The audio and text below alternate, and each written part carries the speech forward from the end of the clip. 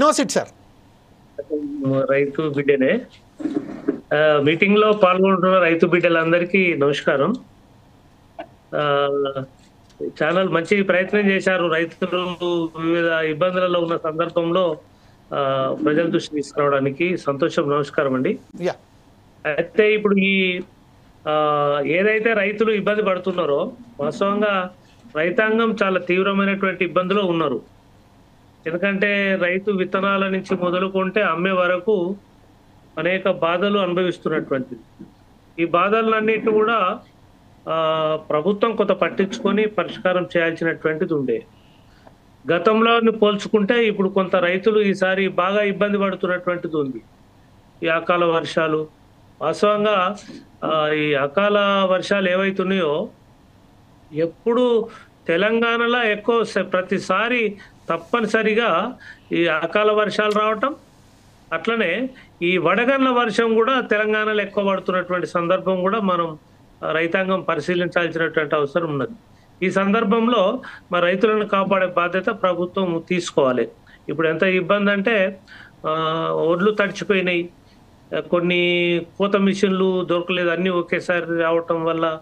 అట్లనే సంచులు లేవు, సంచులు ఉన్న దగ్గర నింపే వాళ్ళు లేనటువంటి పరిస్థితి ఉన్నది. ప్రభుత్వం ఇప్పుడు పొద్దున నేను ఒక మార్కెట్కి పోతే వాళ్ళు ఏమంటారంటే సంచులు రాలేదు, ఒక 3 రోజుల నుంచి వెయిటింగ్, మీద వర్షం వచ్చే పరిస్థితి ఉంది. ఇట్లాంటి ఇబ్బందులు వస్తున్నటువంటిది ఉంది.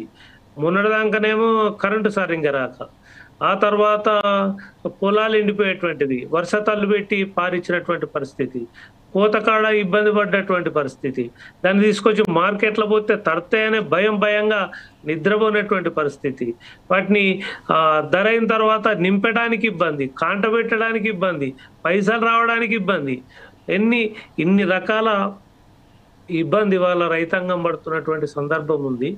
మరి రైతాంగము ఈ ఇబ్బందులు పడుతున్నటువంటి సందర్భంలో ప్రభుత్వ పాత్ర ఏంది?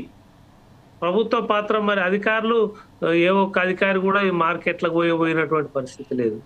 మన ఎమ్మెల్యేలు మంత్రులు మార్కెట్లకు పోయి సర్దుబాటు చేసేటువంటి పరిస్థితి ఉన్నదంటే ఏ మంత్రి కూడా ఒక మార్కెట్కి వచ్చినట్టుగా ఎక్కడ కూడా మనం సోషల్ మీడియాలో కానీ ఎక్కడ కూడా మనం చూసినటువంటి పరిస్థితి లేదు. మరి ఎమ్మెల్యేలు, మంత్రులు, ప్రభుత్వ అధికారులు మరి రైతాంగం బజార్లో పడుతుంటే ఏం చేస్తున్నటువంటి పరిస్థితి ఉన్నది. ఈ పారిశ్రామికవేత్తల దగ్గరికి దాన్ని ఏమంటారు, ఈ దేశం ఆ దేశం